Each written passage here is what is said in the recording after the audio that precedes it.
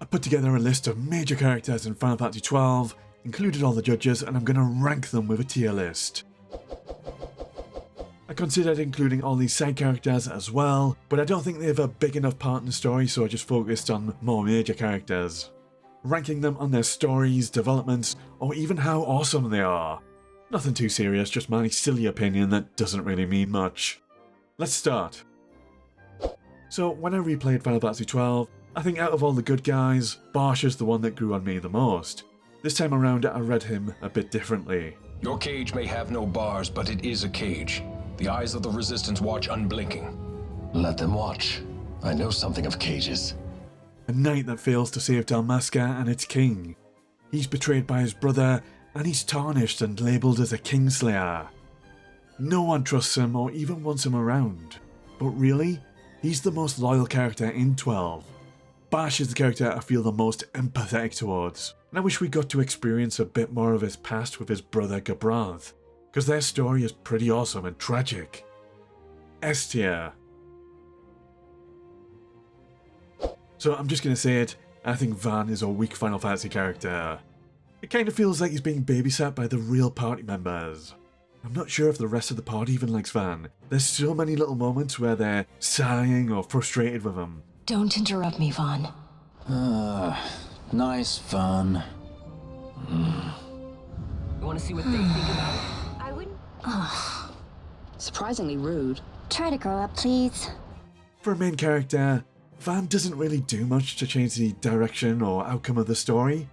There's some moments where he encourages the other party members, but he's more of a passive protagonist. He doesn't know much, but I guess that's so the player can learn about the world alongside him. I'm going to throw him a bone. I'm going to give him a B tier. Fran is a really cool major character, but I can't help feel she's a bit underused. Most of the time she just shares wisdom, or what she currently senses within the mist. What is this mist? Bonus points for Fran being the only party member that's not a human. She's Viera. And she has a cool little arc where we go to her homeland, Erut village, and we learn Fran left to explore the rest of the world. I won my freedom, yet my past has been cut away forever. I think the relationship between Fran and Balthier is a really good one.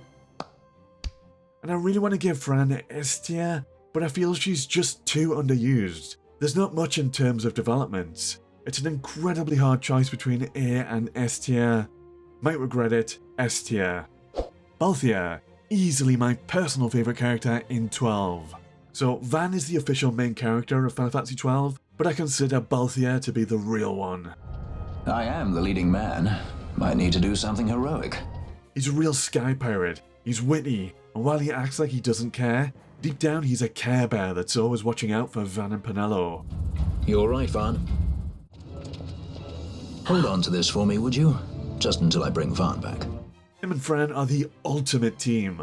Love the dynamic and strong relationship between them, and as the story progresses, there's a few interesting developments with Balthier. We learn he was a judge and the son of Dr. Sid.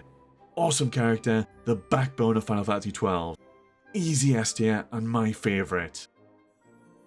Hey, if you're a huge fan of RPGs, consider subbing to Peter Bytes or liking the video for more content like this. Cover lots of RPGs, you might like my Final Fantasy series, where I'm replaying them all and ranking them against each other as I go. Thank you. Exit stage right. Peneole is another character I'm not a huge fan of. You can very much remove Peneole from the game, and arguably very little changes. I think you've got to appreciate that she's just here for the hell of it. She's here for a batshit crazy adventure, live or die. So then you wouldn't mind if I, say, tagged along, would you? She's always kind of talking down to Vaan, despite being pretty useless herself. Try to grow up, please. She even gets captured by Bergan, and everyone has to go rescue her, and Bergamon's a bit of a clown. Not a fan of Peneole, she's going in C tier. Ashe is a different story, a better written female character, she's pretty badass. She does come off a bit cold sometimes. She's not got the biggest, nicest personality, but I think it's understandable. She's a fallen princess. She's lost her partner, Prince Razla, who's been murdered by the Arcadian Empire, and now they're occupying her kingdom. Kinda love her attitude to Vaan. I think he deserves it. Aren't you, Ashe? Don't interrupt me, Vaan. What are you doing? Don't interrupt me. I'm thinking. Keep on like this and you're gonna get us all killed. Don't interrupt. What? She comes off as very determined, and later Ashe gets the treaty blade, and I think it's so cool how she has this badass greatsword. I'm always saying Balthier is the real leader, but you could argue Ashe is the main character of Final Fantasy XII. The story revolves around her. She struggles with deciding what she's gonna do. Does she want to crush the Empire and get revenge, or find a more peaceful diplomatic option? And other characters are trying to manipulate and sway her. I think I can just squeeze her into S tier. So Vossler joins the party for a bit. He's an appreciated guest party member, and I quite like him. He's almost a pseudo-Dark Knight wielding his greatsword. Out of all the guest characters, he's the one I wish became a permanent party member, but he wouldn't have lasted long because he's a bit of a massive hypocrite that ends up making a deal with the Empire, selling out his kingdom, and that's his downfall. Who are you, Vossler, to talk of trust? The son of Dalmasca. He thinks he's doing the right thing, he's flawed, I like his character, I'm gonna give him an A tier. Judge Drace. She very much embodies justice, the law, and honour. Well, specifically Arcadia's laws and idea of honour, which aren't always the best. Out of all the Judge Magisters, she's probably the most reasonable one. She can see through all the bullshit, and her ideals lead her to turn against the new leader of the Empire, Vayne, just after he's assassinated his father. Vayne Solidor! As Judge Magister and Upholder of the Law, I hereby place you under arrest! I really wish we got to see a lot more of Judge Drace. She's barely in the game before she's killed off. I'm gonna give her a B. Another judge, Bergan. I've not got tons to say about this guy. He's more brutal, power-hungry, and blindly loyal to the Empire. He comes across as a bit of a bully and pig-headed at times. I'll admit, he does give epic battle speeches. Hark! Evil East hails her true dynast king, Vayne Solidor. I'll give him a C tier. Vayne is our main antagonist in Final Fantasy XII. He's a bit two-faced, he'll give all these humble speeches to inspire the people, but he'll get his hands dirty assassinating political opponents and even his own father to seize power. He's different to other Final Fantasy antagonists. He's more of a political tactician. He's a political antagonist. In a way, he's quite admirable.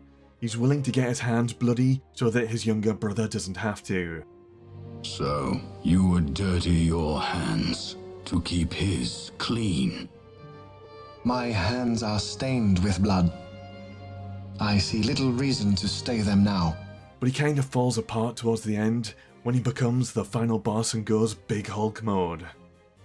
And I'm gonna give him an A. He's not my favourite antagonist, but I can respect him as more of a political antagonist. Judge Ghis, I think he's a bit of an interesting one. He comes across as a bit arrogant, smug, condescending. There is this moment where he gets the Dawn Shard, and in his arrogance he reveals his own ambitions. Blood alone does not an emperor make, Vayne. But he kind of goes against his orders, tests the Dawn Shard on his ship, which makes it go nuclear, and he wins a Darwin Award. I always wondered if Ghis had survived this moment. Would there be new political tension? Would Ghis have tried to seize power or use the Dawn Shard against Vayne? We'll never know. I'm gonna give him C tier. Larsa, Vayne's younger brother, a guest party member, and a political genius with a very different ideology to his brother. Pretty impressive for being 12 years old.